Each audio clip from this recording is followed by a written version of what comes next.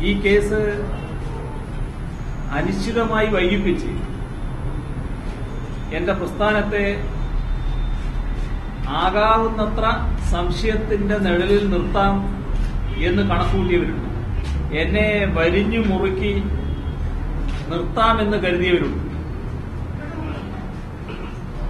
എന്നെ അപകീർത്തിപ്പെടുന്നതിലൂടെ ഞാൻ ഉൾപ്പെട്ട പ്രസ്ഥാനത്തെ അപകീർത്തിപ്പെടുത്താമെന്ന് കരുതിക്കിയവരുണ്ട്.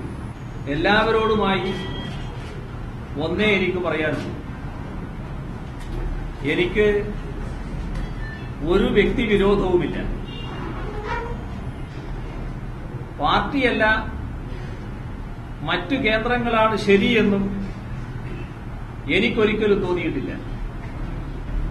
രാഷ്ട്രീയ പകപോക്കലിനായി അന്വേഷണ സംവിധാനങ്ങളെ ദുരുപയോഗിക്കുന്ന സമ്പ്രദായം ഇതോടെ അവസാനിപ്പിക്കണമെന്നതാണ് ഒന്ന്.